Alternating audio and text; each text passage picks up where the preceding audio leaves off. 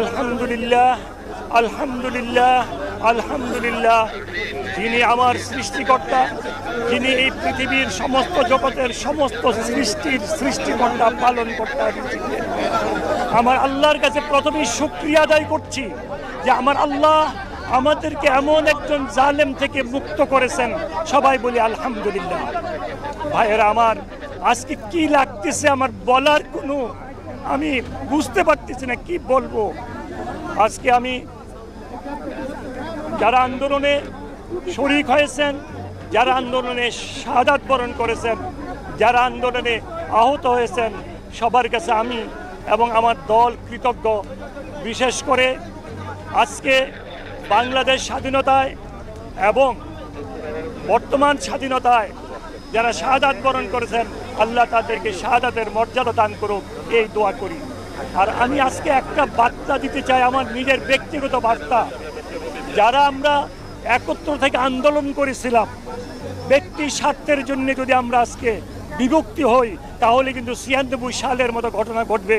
তাহলে কিন্তু ২০০১ সালের সরকারের পরবর্তী পর্যায়ে যেই ঘটনা, সেই ঘটনা আবারও ঘটতে পারে।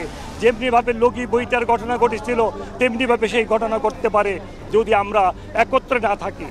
কারণ আমি বিদেশ থেকে লক্ষ্য করেছি যে আমাদের স্বাধীনতায় যেভাবে ছাত্র জনতা, রাজনৈতিক দলগুলি একত্র ছিল, এখন যেন কেমনটা মনে হচ্ছে আমি বাকিটুকু বলতে চাই না।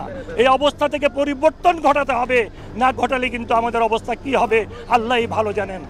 সংস্কার তো করবে গণতান্ত্রিক সরকার, যাদেরকে ভোট দিয়ে নির্বাচিত করেছে, করবে, ওনারা সংস্কার করবে।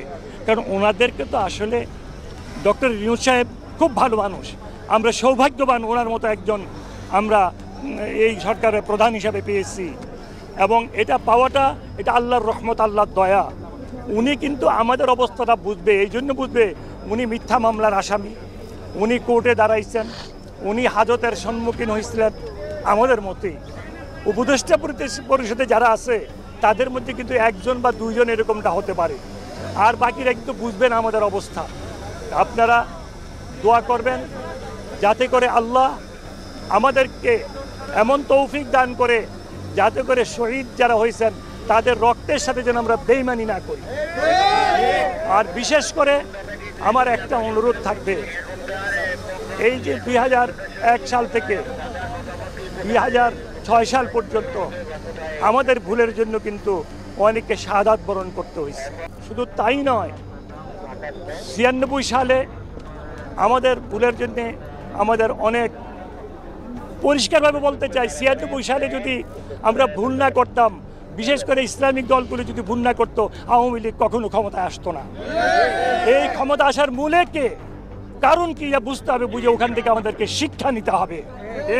আর সবচেয়ে বড় জিনিস হলো, আগের সরকারের সময়, জালেম সরকারের সময় যেইভাবে গুম, খুন, চাঁদাবাজি, দখলবাজি এবং নির্যাতন করা হচ্ছে, এর যদি পুনরাবৃত্তি হয় তাহলে কিন্তু আমাদেরকে আবার সেই রূপ, সেই ভোগ করতে হবে।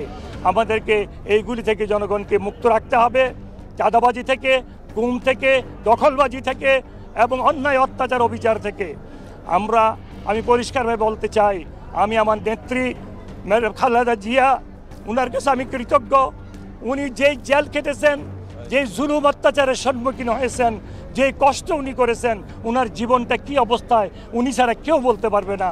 এই সব কিছুর দায়ী হলো এই জালেম সরকার, এবং সবচেয়ে বেশি জুলুম করেছে বাংলাদেশের এই খালেদা জিয়ার প্রতি। কারণ আমাদের কোনো নেতা কিন্তু জেলে ঢুকলে বেল পাইছে, জেলখানা থেকে বার হইছে, কিন্তু ম্যাডাম জিয়া কিন্তু জেলে যে ঢুকছে ওনাকে কিন্তু সুপ্রিম কোর্ট পর্যন্ত বেল দেয় নাই। উনি কিন্তু এই সরকার গঠন হওয়ার, বর্তমান সরকার গঠন হওয়ার পরে উনি বেল পাইছে, উনি মুক্তি পাইছে।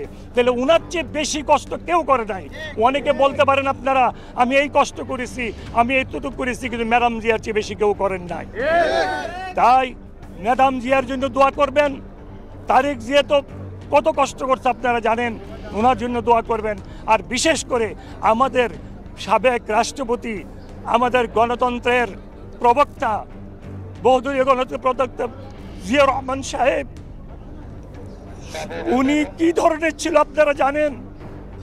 আমি আমার দলের নেতা কর্মীদেরকে অনুরোধ করব, উনার আদর্শকে আপনারা অনুসরণ করেন। আমরা যদি উনার আদর্শ, উনার সততা, উনার দেশ প্রেম, উনার দেশের মানুষের প্রতি ভালোবাসাকে অনুসরণ করি, তাহলে আমরা মনে করি আল্লাহর রহমতে একটা সুন্দর শাসন ব্যবস্থা কায়েম করতে পারবো, যদি ক্ষমতা আল্লাহ পাক নেন। কারণ জিয়া রহমানকে কেউ বলতে পারবে না 1 পয়সা কারোর থেকে খেয়েছে, দিয়েছে, কেউ বলতে পারবে না। জিয়া রহমানকে বলতে পারবে না কেউ মিথ্যা কথা বলেছে, জিয়া রহমানকে বলতে পারবে না কোনো অবিচার, অন্যায় করেছে। উনি আল্লাহর হুকুম এবং নবী সাল্লাল্লাহু আলাইহি ওয়াসাল্লামের হাদিস উনিকে নিজে পরিচালিত করেছেন, ওনাকে নিজে। ওনার চালচলন ছিল সুন্নতি কায়দায়, মানে উনি পুরান জিনিসপত্র পড়তেন, ওনার ব্যবহারের জিনিসপত্র পুরান ছিল, সব কিছু উনি এইভাবে চলতেন।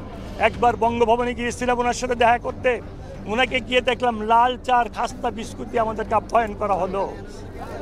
এবং ওনার পরে ছিল একটা কোট, যে কোটটা মনে হলো যে 15-20 বছরের পুরানো। ওনার পায়ে যে জুতা ছিল, যে জুতাও মনে হলো 15-20 বছরের পুরানো।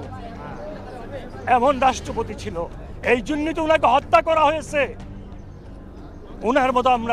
ওনার মতো লোক যদি আল্লাহ পাক আমাদেরকে দান করেন, ইনশাআল্লাহ আমাদের জন্য অনেক ভালো হবে। আপনারা দোয়া করেন। বিশেষ করে আমি হাত জোর করে আমাদের দলীয় নেতাকর্মীদের কাছে অনুরোধ করব, বাংলাদেশে যেন আওয়ামী লীগের মতো কোনো অন্যায় অত্যাচার অবিচার না হয়, বাংলাদেশে যেন দখলবাজি না হয়, বাংলাদেশে যেন চাঁদাবাজি না হয়, বাংলাদেশে যেন কোনো জুলুম, নির্যাতন, অবিচার না হয়। এটা আমাদেরকে লক্ষ্য রাখতে হবে। আর যারা আমাদের দলের মধ্যে এইগুলি করবে তাদেরকে সাথে সাথে ব্যবস্থা নিতে হবে, যেমনিভাবে আমাদের ভারপ্রাপ্ত চেয়ারম্যান দিচ্ছেন। শুধু এই নেওয়া নয়, সারা জীবনের জন্য এই দল থেকে বহিষ্কার করতে হবে।